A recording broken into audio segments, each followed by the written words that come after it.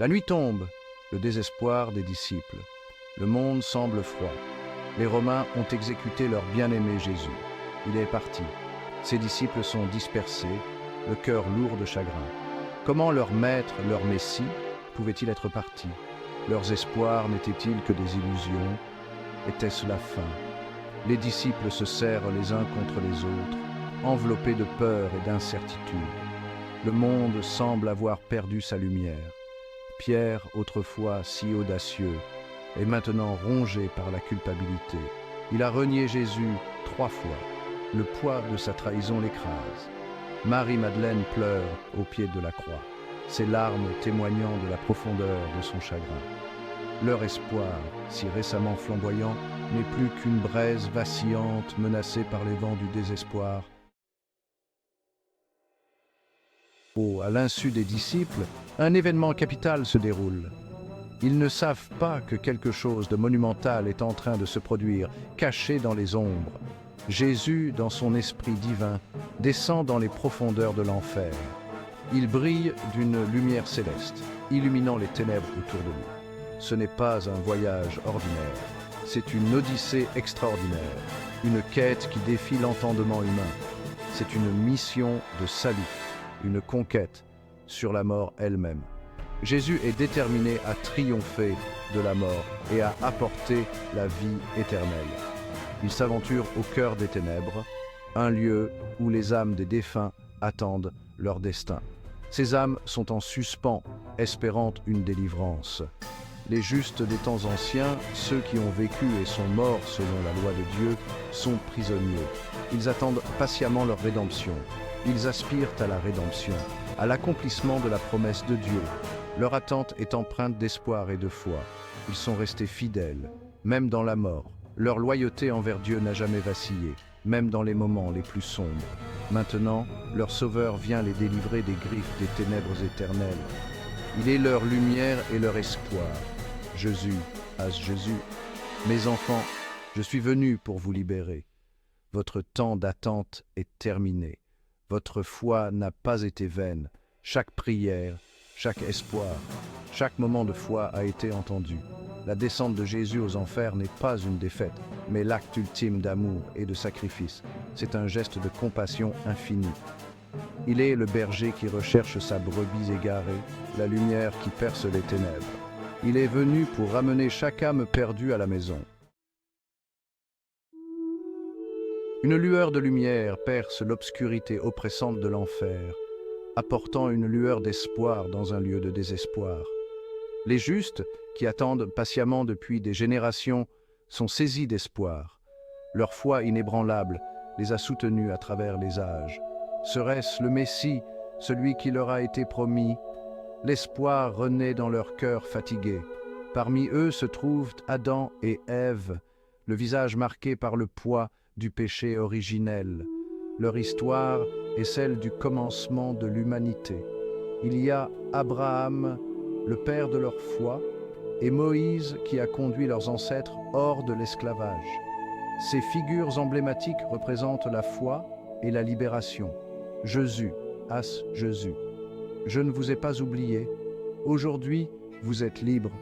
Votre attente n'a pas été vaine. Moses, Moses. Notre attente est terminée.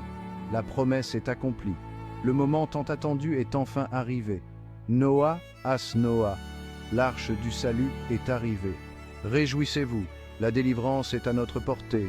David, et à David, nos chaînes sont brisées. Chantez des louanges au Seigneur, la liberté est enfin nôtre. Alors que Jésus s'approche, leurs yeux se remplissent de larmes de joie. La présence divine les touche profondément. Ils prononcent des paroles de réconfort et de pardon. Ces mots apaisent leurs âmes tourmentées. Il ne les a pas oubliées. Chaque âme est précieuse à ses yeux. Il est venu les libérer. Sa mission de rédemption est accomplie. Leurs cris de désespoir se transforment en chants de louange. La tristesse laisse place à la célébration. Les chaînes qui les liaient depuis des millénaires se brisent. La liberté tant attendue est enfin là. Puis Jésus affronte Satan, le maître de ce domaine ténébreux. Dans cette confrontation épique, Les forces du bien et du mal se rencontrent dans un duel sans précédent. La bataille fait rage, un choc cosmique entre le bien et le mal, la lumière et les ténèbres. Les éclats de lumière divine se heurtent aux ombres sinistres, créant un spectacle d'une intensité inouïe. Satan, Satan, tu oses me défier. Ceci est mon royaume.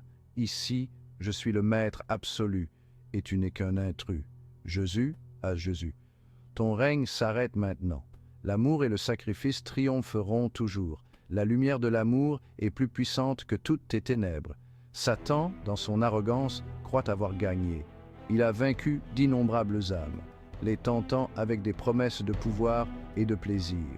Il se délecte de chaque âme corrompue, croyant que son règne est éternel. Mais il a sous-estimé le pouvoir de l'amour et du sacrifice de Jésus.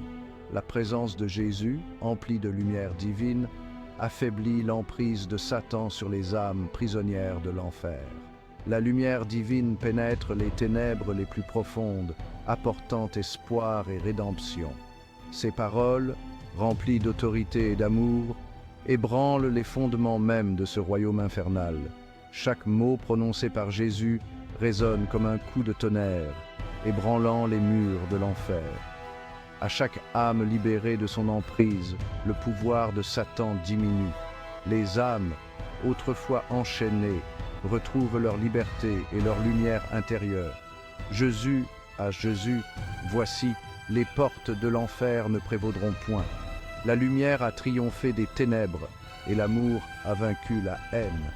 Il a tenu l'humanité captive pendant trop longtemps. Son règne de terreur touche à sa fin. L'humanité, enfin libérée, se tourne vers la lumière et l'espoir. Les portes de l'enfer, autrefois jugées impénétrables, s'effondrent devant la puissance du Christ ressuscité. La victoire de Jésus est totale et le royaume des ténèbres est réduit en poussière. Chapitre 5.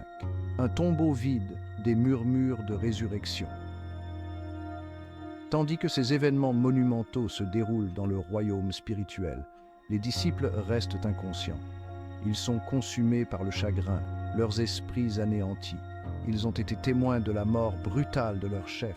Leur foi est ébranlée dans ses fondations. Tôt, le 3e jour après la crucifixion, Marie-Madeleine, le cœur lourd de chagrin, se rend au tombeau de Jésus. Elle s'attend à ne trouver que vide et désespoir. Mais le tombeau est vide. La pierre qui scellait l'entrée a été roulée. Où est le corps de Jésus? Quelqu'un l'a-t-il pris? Confuse et effrayée, elle court avertir les autres. Chapitre 6. Le Christ ressuscité. Les doutes transformés en foi inébranlable. Puis l'impossible se produit. Jésus apparaît devant eux, non pas comme un fantôme ou un esprit, mais en chair et en os. Ses disciples sont stupéfaits. Est-ce bien réel? Thomas, approche-toi. Vois mes blessures, touche mes cicatrices et crois. Thomas, sceptique de nature, exige des preuves. Il a besoin de voir les blessures, de toucher les cicatrices avant de pouvoir croire. Jésus, dans son infinie patience et sa compassion, le lui permet. À cet instant, le doute disparaît, remplacé par une joie et une croyance irrésistible. Jésus, leur maître bien-aimé, leur Messie, a vaincu la mort. Il est vivant. La résurrection n'est pas seulement un miracle, c'est la pierre angulaire de leur foi. C'est la preuve de la divinité de Jésus, de son triomphe sur le péché et la mort. Pour le Chapitre 7. Témoin du divin. Propager la bonne nouvelle. Avec une détermination nouvelle et une foi inébranlable, les disciples émergent des ténèbres du désespoir. Ils ont marché avec Jésus, ont été témoins de ses miracles et ont fait l'expérience de son amour de première main. Ils l'ont vu mourir sur la croix et ressusciter. Ils ne sont plus de simples disciples, ils sont des témoins du divin. La peur qui les paralysait est remplacée par un feu inextinguible. Ils se dispersent à travers le pays, propageant la bonne nouvelle, La résurrection n'est pas seulement un événement historique, c'est une promesse pour toute l'humanité. La mort n'est pas la fin. Par la foi en Jésus-Christ, chacun peut connaître la vie éternelle. Le message résonne auprès de personnes de tous horizons. Les malades sont guéris, les perdus sont retrouvés et les désespérés ont des raisons de croire. Chapitre 8. Un héritage durable, triomphe sur la mort et promesse de vie éternelle. La descente de Jésus aux enfers et sa résurrection triomphante restent les pierres angulaires de la foi chrétienne. Elles offrent une lueur d'espoir dans un monde souvent plongé dans les ténèbres. Sa victoire sur la mort nous rappelle que, même face à l'adversité la plus terrible, la lumière triomphera toujours des ténèbres, le bien du mal. Son sacrifice offre la promesse de la rédemption et de la vie éternelle à tous ceux qui croient. C'est un message d'espoir, de pardon et d'amour qui continue d'inspirer des millions de personnes à travers le monde. Le tombeau vide témoigne de la puissance de la foi, un rappel que même dans les moments les plus sombres, il y a toujours de l'espoir.